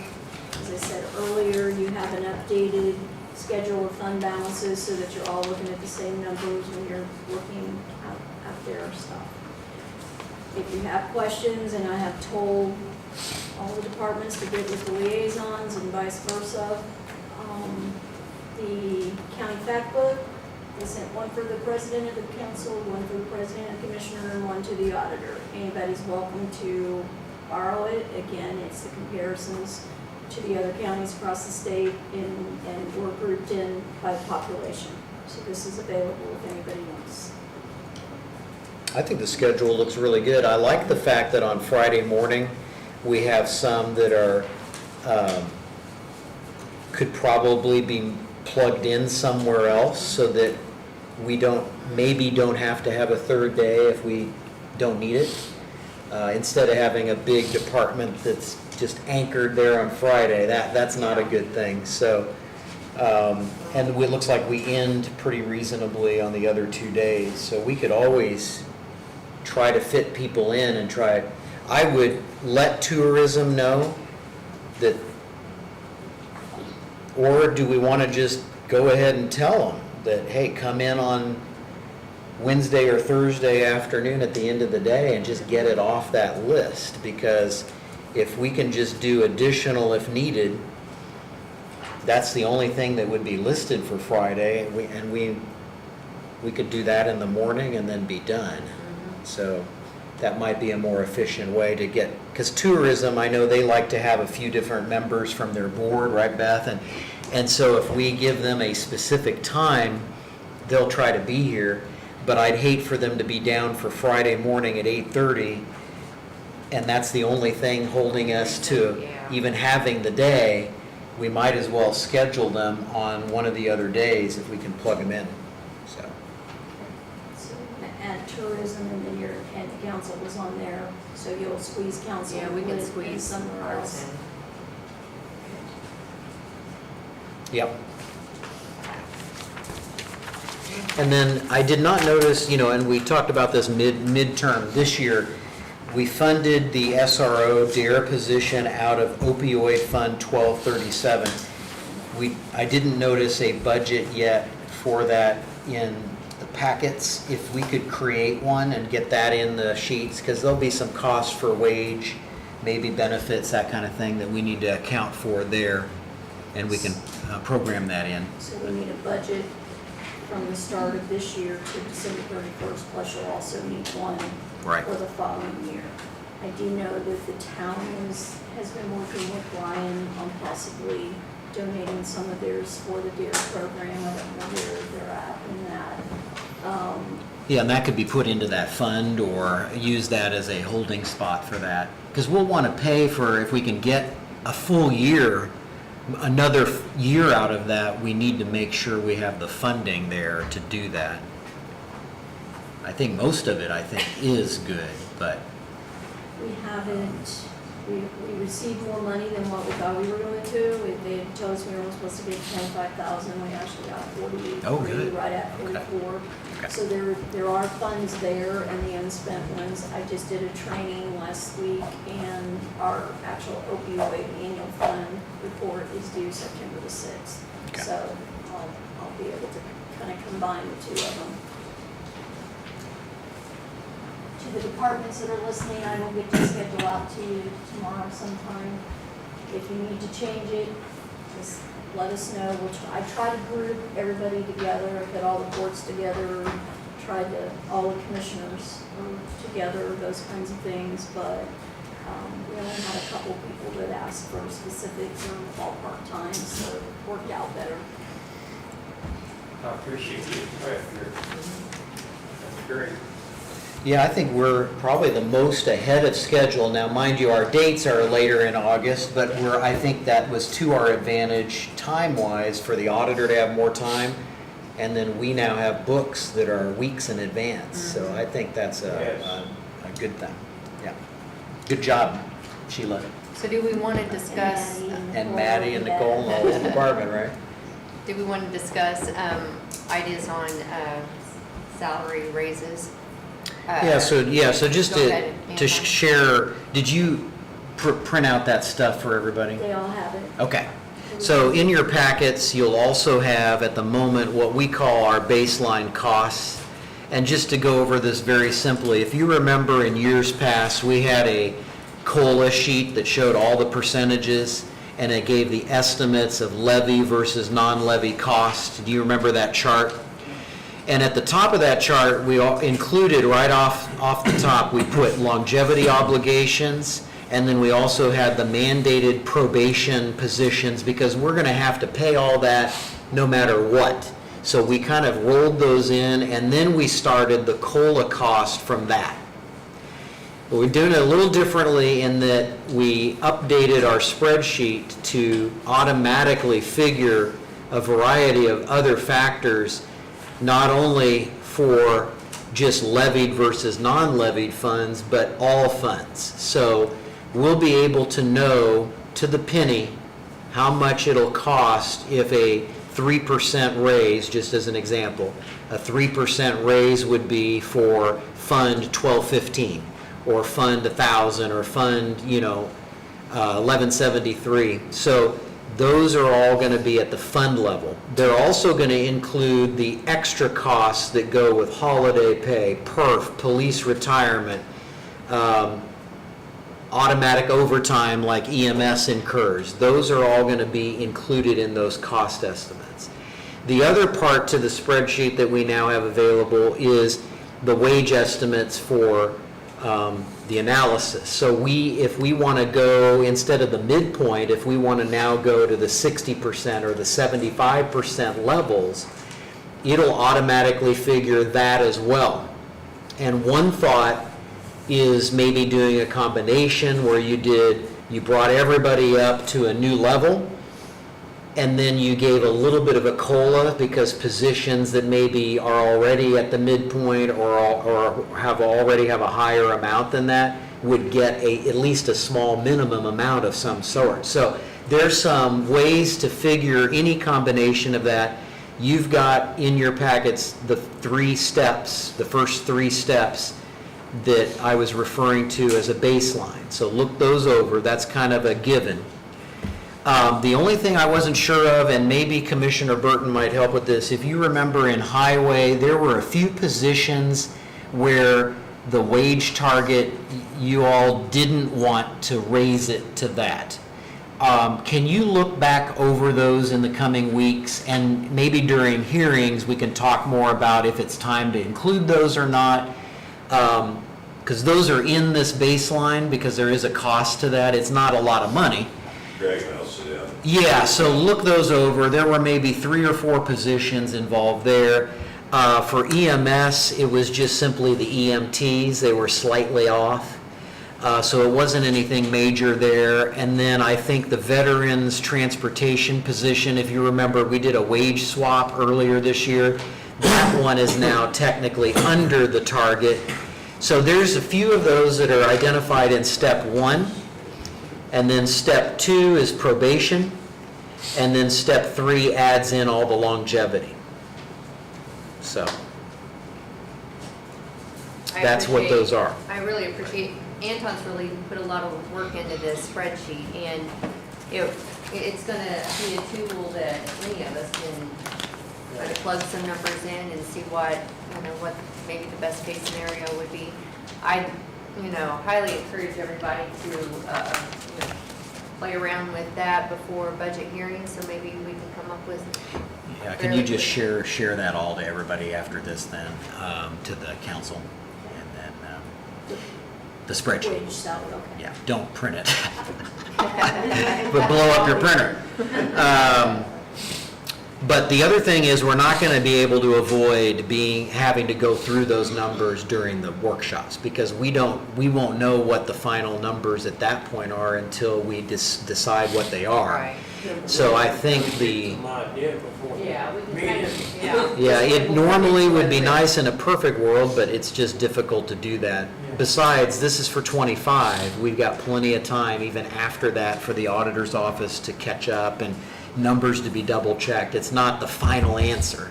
It's just the starting point when you talk about wages. But generally the cost overall is probably doable if there is some kind of COLA adjustment. It's probably very manageable considering revenue growth. But then I think we also had costs on insurance we're going to have a big discussion about there. Probably Raised quite a bit, Gary. yeah. Yeah, health raised about 20%, 20 to 24. Liability insurance went up about 10. Workman's comp went up about 10 to 15, somewhere in that ballpark. I want to say about 450,000 total in that combination. For everything. An Okay. increase. Now, Yeah. I'm going to interject something here. We're very good to our employees when it comes to benefits. True. Yeah. So Yeah. it would be a good time to look at, maybe we go to a 90-10. I think we're at 93-7. Right. Something like that. I did talk to Sheila. We did some research with other counties. We're the only county that's in that category. Everybody else is either 85-15 or 90-10. I think it's time that we make a small adjustment. That's my thought process. Yeah. If you can put maybe some numbers together. The thing that would be helpful for our workshops is, we have that breakdown of the departments and where those costs need to be split out. I think we need to look at that and make sure we have some new numbers there. You've got a total new number in the budget that I Right. put together, then you guys always break that down Right. by department. That's the So you have split. the numbers you need from me, it's to be up to you on how you want to divvy So- those out. So, We need to think about that, and then also the benefits costs, whatever those new, we have that matrix that identifies the health, the vision. Did vision and that stuff go up too, or is it just the health? It's just the health from what I can tell, Okay, and the others are kind of ancillary, they're small number. very small. Yeah. The other thing to consider when it comes to benefits versus. When I got total cost, Anton, all that was included in the. Good, okay. For, real quick, one more point.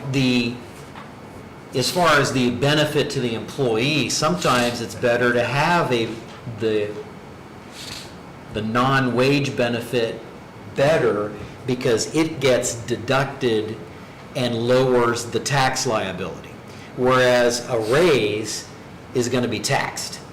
So if you're looking at apples to apples in terms of dollar value, for every dollar more you take out of the paycheck to pay for health, that's a little more money in the net because they're not paying taxes on it. And so the employee has a little more net amount. And sometimes. We might understand that, but you got 200. I agree.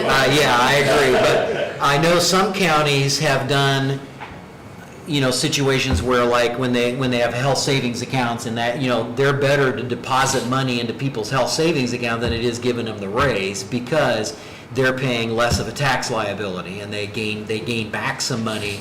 But that is tough to describe and explain, but I'm just And pointing we that went out. with- We went the HMO stuff, and that's, I don't think, in our future, it didn't Yeah, work out. HSA, yeah. I just am not happy with that at all, so. one thing that was mentioned by Gary is there are still attractive reasons why people stay employed with Elman County. It's not just pay alone. But usually when you have job skills that require training, and that could be a higher level of training, like paramedics, like police officers, like even operators or people that have CDLs. You know, one way to tackle this, well, you have a agreement upon hire that they stay with you. Those usually don't work. They're not enforceable because they'll leave anyway. But, you know, for those types of roles, sometimes at a year you get maybe a amount of money, or 2 years or whatever. And the thing is, it's cheaper in the long run than raises, but it gives some financial incentive to stay put. And I will tell you, when I was in the military, you know, you got a raise, a time and service raise every 2 years, and those kept me and others in oftentimes because I'm close enough, I'm going to get a raise. And so I'm proof positive that it does work. I don't know if it would work for us, but it's something to think about. We also upped our longevity last year significantly. We almost doubled that per year for most employees. So for every year of service, there was a significant jump.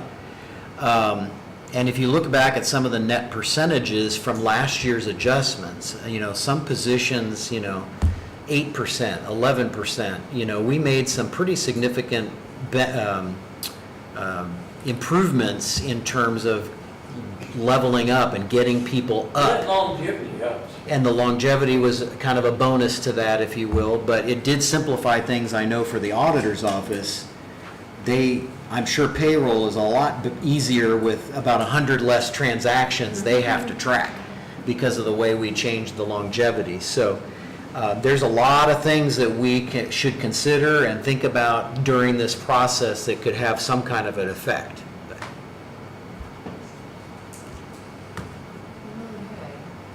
Is that all we need to discuss about budget so far? And you're doing the ribeye steaks for the food? Bring your own snacks and drinks, and we have not had anybody offer lunches yet, but if we do, I'll let you know. Okay. But the Marcy, the Chamber and Tourism, we're gonna do that. They not been in touch? I've not heard. Okay. Okay, so if we're ready, let's move on to elected official and department head comments. Got a couple of quick things. Before we get out of here, and Dr. Reagan has already talked, we have those positions, we can let you know that tonight. That'll help you down the road, so you have to wait. And lastly, commissioners received, through the Department of Interior, federal government, $14,273 to be used, and I am correct in that, right, $283, I'm sorry, to be used for maintenance highway. There was 2 or 3 different items on there, and the commissioners approved in our meeting to go to the highway with that money. We're in a process of a road maintenance program to reseal all these community crossing roads going back to 2018 to try to save these things. So we just like the council's blessing to move forward with that. That's all I have. So you said road management is it software? No, it's actually, they've already sent some money. We have it already. And you were going to use it on software? or- No, road maintenance. Oh, okay. We're gonna do fog seal on most of it, going back to 2018, all the community crossings, trying to save these, give another 5 years of life. Not that they're wore out yet, but we want to extend that. We're gonna run out of ARPA funds soon, so any extra dollars that we can throw at the roads, now's the time to do it. That just seems like such a cheap price. Well, it's more than that. It's just, this is what we're adding to the. Oh, okay. Yeah, Toward that. towards that, correct. Do you need an appropriation then out of whatever grant fund or wherever that was entered, or was that a miscellaneous cash into like 1173? It was, It came to the commissioners. it came to the county general fund, so we can transfer it to either the highway line item or the commissioner's line item. one We of just the put two. it in the highways line item, because that's where it's gonna be spent out of anyway. So do we need like an appropriation then for that, for to that fund, or? Letter says no, but I would rather at least have a motion to show that the PILT grant money was given to the highway for. Yeah, that's all I'm asking is we get. Well, yeah, maybe just to be safe. So I'll make a motion that what was the exact amount? It's $14,283. $14,283 and some change that we receive from the Department of Interior is to be appropriated for highway use in Fund 1176. It would be 1173, Three. 0101 special road projects. Okay. Construction, maintenance. I'll second. Motion made by Anton, seconded by Nick. No more questions? All those in favor? Motion carried. Thank you. Thank you. That's all I have. Any more elected official and department head comments? I have just one. Bridge number 14, which is the Iron Bridge on Tower Road. We finally got the report, and I presented that to the commissioners in the last meeting. Forgive me, but I left it in my other truck. I would probably get all the copies just to digest, so I will get that emailed to you. Now that I have that report, I'm going to reach out to Nick at the roll of the meeting so we can discuss how to move forward in obtaining the federal funds to replace this bridge. It's a 198-foot bridge. Estimate cost right now is about $3.2 million, which means we'll need to come up with about $600,000 over the next 5 years. Kind of got a plan put together as long as it flies that we need to put these two gentlemen together in regard to saving some money to do that. Greg, we might want to, I'm sorry we jumped in there, but we might want to let you guys know that bridge is going to be downgraded to a 3,000-pound load limit. And also, we're going to put a height restriction on that iron bridge. We've had dump trucks illegally or heavy trucks illegally crossing that and has destroyed the deck and the beams. Are So, we enforcing it? Andy, I mean, why does it matter? Why does it? we're going to put a headache rack on it. Okay, So if good. you come through there with a dump truck, you're going to get hit in the windshield. Right, I mean, that's good though, Yeah. but I kind of, but with these ordinances, it's like, here's another one, you know? Well, we had a really good ordinance meeting today. We handled the situation that went real well because we now have a pattern or a flow to go with. So, but anyway, just want to let you know, Yeah. United wanted originally to put that down to a walking bridge, which is unsatisfactory. With the campground right there, Mill Grove store, we need access to get back and forth through there. So basically, a car and a pickup truck will be able to go through there. And we're working on getting that happening. This bridge was constructed 1918, and it is on the National Historic List, so the bridge can't be taken down. There has to be a bridge decided that this bridge has to stay. So that's all part of the grant process. It is kind of unique. It sure is. It definitely is now. Don't look down, boy. I can tell you it's also being investigated. We have video of trucks crossing it. It's been turned over to the Indiana State Police. And, Action Trooper Van Arsdale is investigating that. And I know that he's going to turn it over to the prosecutor. So we have information in regard to the truck that crossed it and make damage. County attorney's involved now too, so.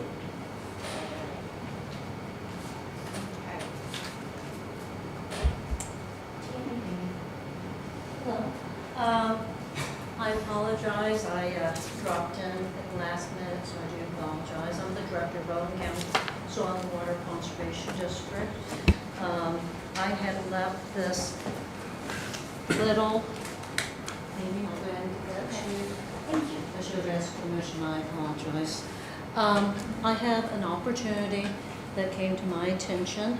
It's a grant opportunity to where I can help fund a part-time contract labor person in my office. The reason why I'm coming to you is I just found out that I need to have a letter of support from the council in order to pursue this. If I'm not able to get this, I'm not able to pursue the grant. It is $60,000, a 3-year grant. It is a match. The match that I would need from you is 25%. That would be $15,000 that would cover the 3-year. What I'm proposing is if I could, for 2025 on the line item that you already granted to me for contract staffing, I'm going to propose that the first year, if you could give $2,000 towards this project, Soil and Water is going to do the other 25%, and then the 50%. The following year, if we could make that $5,000, and then the following year, the last year after that would be $8,000. Or if you want to go ahead and do $5,000, $5,000, $5,000. This was recommended to me by Putnam County. They took advantage of the same grant a year ago, and this is the tier type project that they used. I had attached to the back of my report that I gave you, number 2, page number 2, that gives you an idea of what's going on in Owen County. I know that we're a little bit late. I don't know if you want me to go ahead and read all of that to you. That's a very small list. We are very, very active. We are bringing in a lot of people. We are engaging with the community.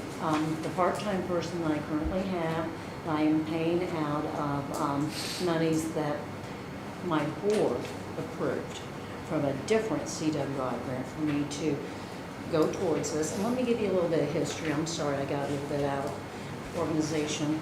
A while ago, I had asked for this position.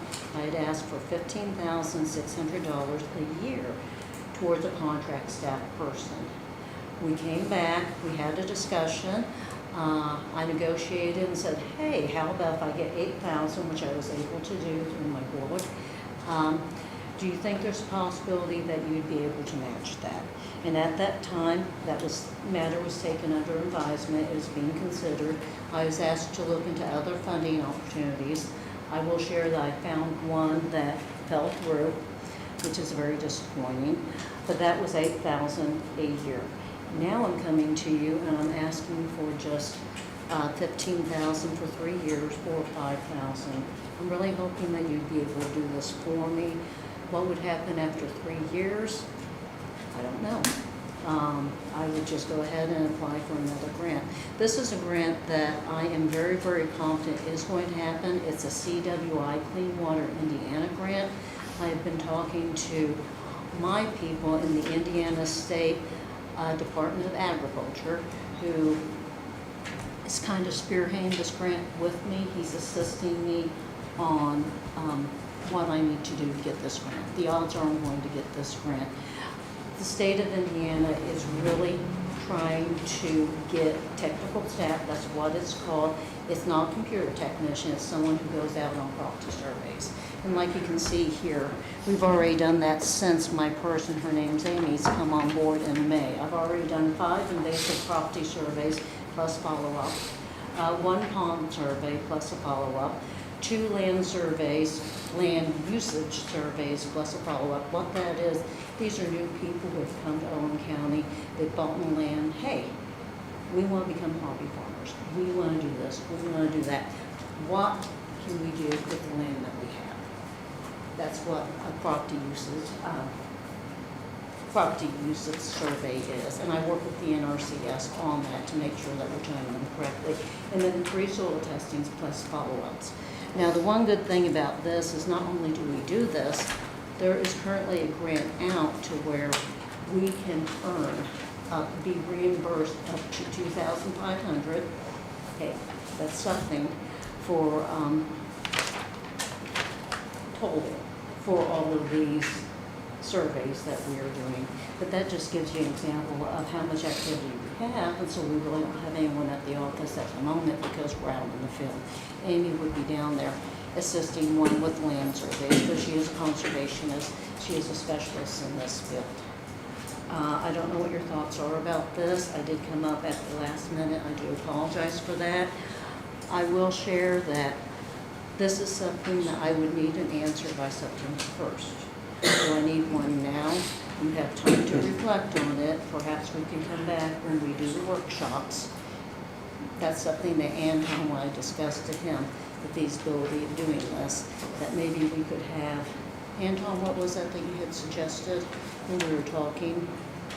On the, Yeah, because I said that if we're not able to come, if you're not yeah, if comfortable we with don't have coming. action tonight, Yeah, then we would have to have a special, some kind of a regular meeting component, probably during the work session.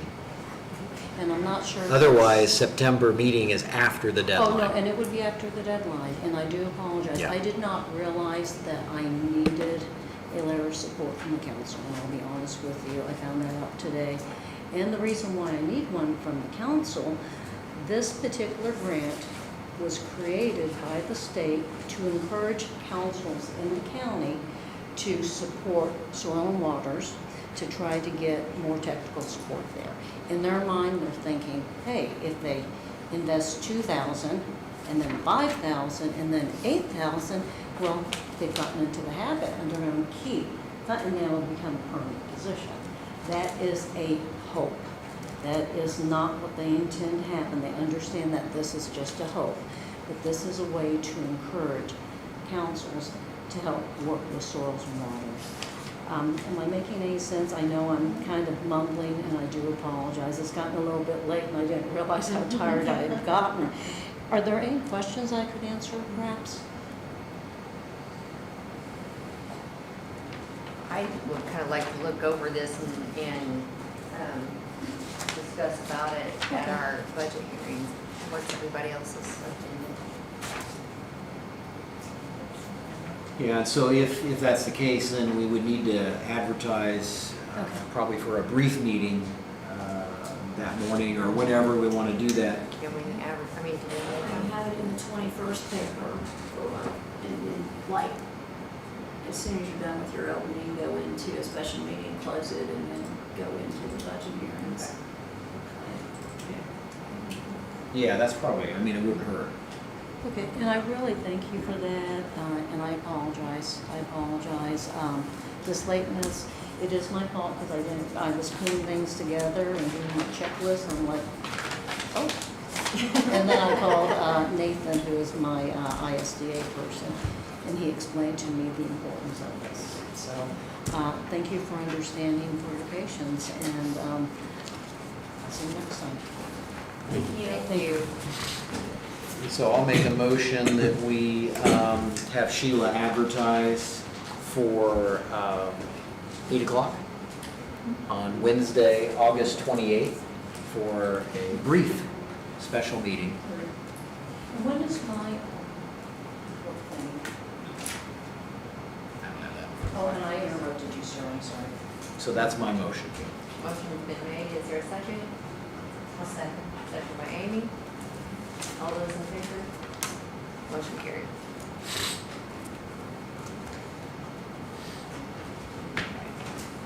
I have something for the assessor. They need a Peterborough Board appointment. Suzanne resigned from her position, and Dusty couldn't be here tonight, but he had requested that a Josh Kennedy be appointed to the board. I'll make a motion, we appoint Josh Kennedy to the Peterbilt Board. I'll second that. Motion made by Josh Kennedy? Josh Kennedy, the Peterborough Board. Motion's been made by Andy, seconded by Anton. Any questions? All those in favor? Motion carried. Okay. If there's no more elected official and department head comment? Okay. Now, if you're doing, so you're elected official, then you're not doing the public. I got my public hat on now. Okay, just making sure. Sure. The thing that was brought up with Andy there about some of the departments having tremendous turnovers that they have shown in the past, okay? I think it's of paramount importance to adopt that particular resolution and policy that on some of these departments, they have to sign a contract, maybe like a $500 bonus signing up. 2 years later, they get another $1,000 bonus. The thing about it is, is that you can have actual retention by these people, rather than just coming here and getting paid to get training and then split. Because the 911 department, a lot of people depend on that quick response, especially senior citizens. And so consequently what happens is, if you've got people that have got 1 month worth of training and they get flushed around the radios, then they're just assumed. So the deal about it is, if you use Andy's idea there of, like I said, maybe a $500 bonus, they sign up for a 2-year contract with a bonus at the end, or something with some candy, you know, and let it go. I think it's extremely important that you act on that from a council position, because I don't think anybody else really realizes the significance of it, other than for those that actually use that particular service. So, but that's where I'm at. I'm done. I agree. Yeah, more public comments.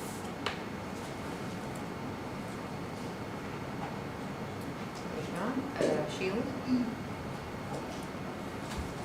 AIC conference, struggling, they are booked up totally. I have 2 people left that I still do not have rooms for. You know, if you wanna pick and choose, not go, there are no hotels, there is a waiting list. Jackie has pretty much did all of the hotels that are within 20, 30 miles, and everything is totally booked. They were booked at the end of the first week. But I don't have, right now, we don't have any reservations for Nick and Amy.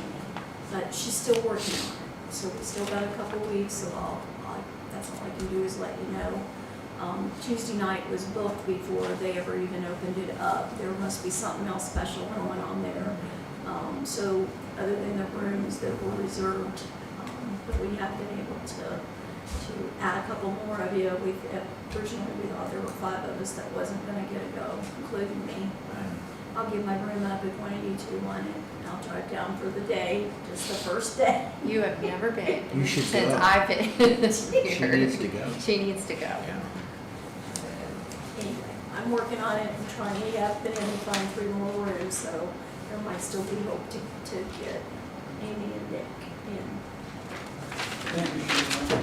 Keep trying. I know that the vendors, a lot of the vendors, and even counties for that matter, they grab more rooms than they end up having because they're afraid that they won't have enough.